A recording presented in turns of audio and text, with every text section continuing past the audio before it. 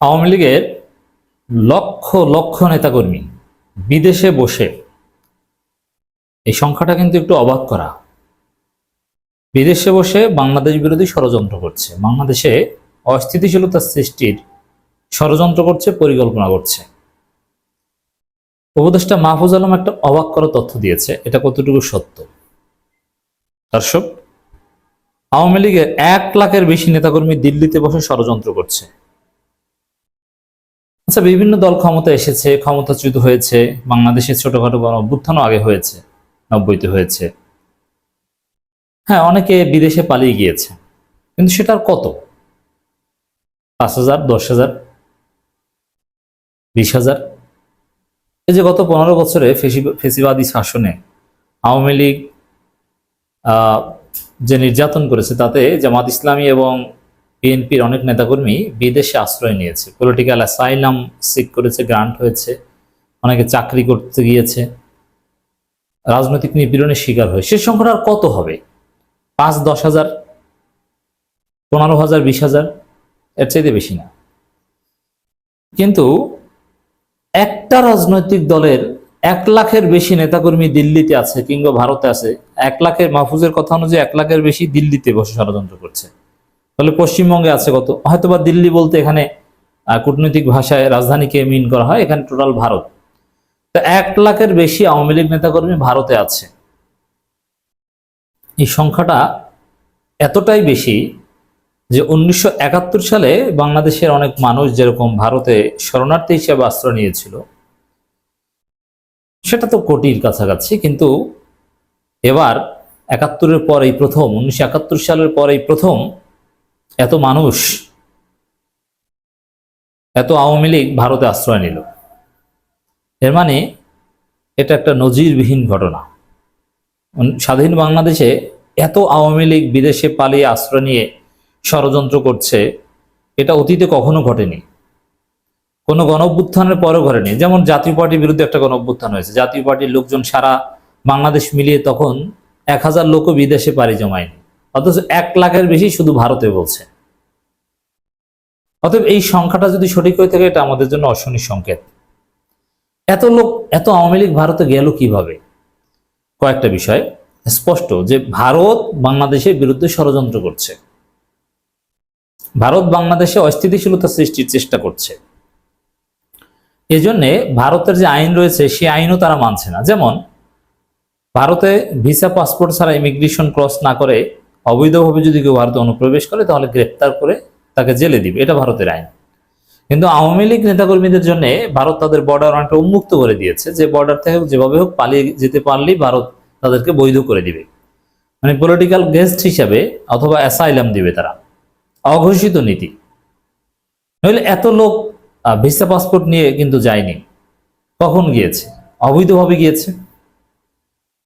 এবং ভারত আওয়ামী লীগের প্রতি তাদের বন্ধুত্বের কিংবা তাদের যে প্রভু দাসের সম্পর্ক, প্রভু তার দাসকে সম্মান দেখিয়েছে বা প্রভু তার দাসকে মূল্যায়ন করেছে, সারা জীবন গোলামি করেছে। অতএব ভিসা পাসপোর্ট সারা শেষে বর্ডার খুলে দিয়েছে ফর আওয়ামী লীগ।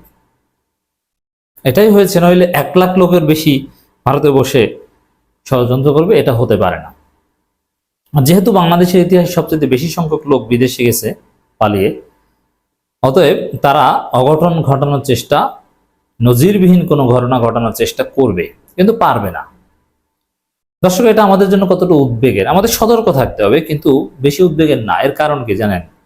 এই যে ভারতে যারা আছে, যারা একদম অর্থ পাচার করতে পেরেছে, লুটপাট করতে পেরেছে, তারা তো উন্নত পোশাকে উন্নতভাবে ঈদ উদযাপন করে। দেখুন হাসান মাহমুদকে দেখেছেন না, কত বিলাসী জীবনযাপন করে। এই বেলজিয়াম থেকে ফ্রান্স, ফ্রান্স থেকে লন্ডন এসে ঈদ, মানে অন্যরকমের একটা অবস্থা। হাসান মাহমুদের জীবন কিন্তু অনেক উন্নত, মন্ত্রীর মর্যাদায় যেরকম থাকতেন ওইরকম ভাবে আছেন, কিন্তু বাংলাদেশে আসতে পারছে না। কিন্তু ভারতে যারা আছেন অনেকে কিছুদিন পর ভিক্ষা করবেন, অনেকে, কারণ তাদের পয়সা পাতি নাই। অনেকে লেবারের কাজ করবেন। যারা লুটপাট করে টাকা, লুটপাট তো সবাই করেছে, এখন যারা ছোট স্যাঁচরা, তারা তো আর বেশি টাকা নিতে পারেনি। দেশে তাদের পরিবার কি খাবে? তারা ওইখানে বসে লেবারগিরি করবে। এই লেবারগিরি করে অথবা ভিক্ষা করে যদি চলতে হয়, এক পর্যায়ে ওই 1 লাখের মধ্যে 2,000-এর বেশি পাওয়া যাবে না। সাবেক এমপি, মন্ত্রী বা সাবেক জনপ্রতিনিধি যারা বড় বড় চোর ছিল, এরা ছাড়া কাউকে ওই ষড়যন্ত্রের পক্ষে পাওয়া যাবে না। এরা তাদের জীবন জীবিকা বাঁচাতেই এক পর্যায়ে হাহুতাশ করবে, তখন আওয়ামী লীগের কথা আর কিছু ভাবতে পারবে না। সেই দিন আসবে এবং এদের পরিণতি এতটাই করুণ পরিণতি হবে খুব শীঘ্রই। এরা মারা গেলে এদের জানাজা হবে, অনেকেই তো মারা যাবে অসুস্থ হয়ে বা বয়সের কারণে, আবহাওয়াগত কারণে শুট করতে পারবে না, অলরেডি অনেকে মারা যাচ্ছে। এরা মারা গেলে কি এদের জানাজা হবে, তারপরে জানাজার পরে মুসলিম কবরস্থানে দাফন করা হবে, না হিন্দু রীতি অনুযায়ী শ্মশানে পোড়ানো হবে? এটা নিয়ে দ্বিধাদ্বন্দ্বে পড়ে যাবে এবং অনেক মুসলমান আওয়ামী লীগের কবলে জানাজা জুটবে না। অনেক মুসলমান আওয়ামী লীগকে শ্মশানে নিয়ে পোড়ানো হবে। অলরেডি নাকি কিছু পোড়ানো হয়েছে। শেখ পরিবারের অনেক বড় বড় লোক, শেখ হাসিনা আত্মীয়, তারা এখন শেখ মুসলিম এটা বাদ দিয়ে হিন্দু পরিচয় ধারণ করছে, যাতে ভারতে আধার কার্ড পায় অথবা ওখানে সিস্টেমে নাগরিক হতে পারে।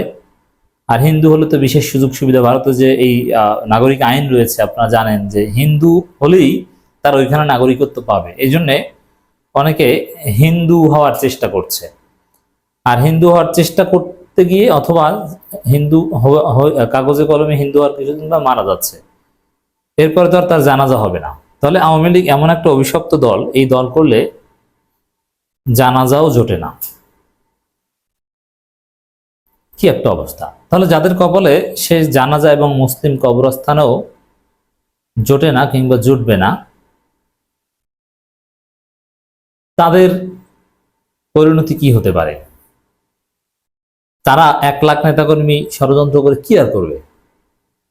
ডক্টর ইউনূস যতদিন আছে 1 লাখ না, ওখানে 10 লাখ হলেও কিছু করতে পারবে না। তবে ঘটনাটা এটা একটা ইতিহাস। শেখ হাসিনা সহ আওয়ামী লীগের 1 লাখের বেশি নেতাকর্মী ভারতের দিল্লিতে আশ্রয় নিয়ে দেশের বিরুদ্ধে ষড়যন্ত্র করছে বলে মন্তব্য করেছেন তথ্য সম্প্রচার উপদেষ্টা মাহফুজ আলম। এত নেতাকর্মী আশ্রয় নিয়েছেন, এটা আমরা আগে কখনো শুনিনি। তিনি বলেন, বিগত সরকারের সময় গুম, খুন, রাজনৈতিক সিদ্ধান্ত হয়েছিল, এগুলো সরকারের জন্য বিশেষ টিম ছিল, পুলিশ স্টাফ সবাইকে গুমের আদেশ দিয়েছে। রাইট, এটা অনেকে না চাইলেও এগুলোতে পার্টিসিপেট করতে হয়েছে। গোটা দেশেই আয়নাঘরের অস্তিত্ব ছিল বলে মন্তব্য করে তিনি বলেন, অসংখ্য মানুষ গুমের শিকার হয়েছে। বিরোধী মতের অনেক মানুষকে গুম করে ভারতের জেলে পাচার করা হতো। মাহফুজ আলম বলেন, গুমের সঠিক কোনো হিসাব নেই, তবে পররাষ্ট্র মন্ত্রণালয়ের সহায়তায় তালিকা করা হচ্ছে। বিএনপি, জামাত সব বিভিন্ন মতাদর্শের সবাই শেখ হাসিনা ভিকটিম ছিল। আওয়ামী লীগ নেতাকর্মীরা ভারতে অবস্থান করছে উল্লেখ করে মাহফুজ আলম বলেন, শেখ হাসিনা ছিল ভারতের বসে চক্রান্ত করছে। আওয়ামী লীগ দল ছিল না, তারা ছিল মাফিয়া। তাদের কোনো দিন রাজনৈতিকভাবে দাঁড়াতে দেব না। এটাই হচ্ছে আসল কথা, যে আওয়ামী লীগকে কোনোদিন রাজনৈতিকভাবে দাঁড়াতে দেয়া যাবে না।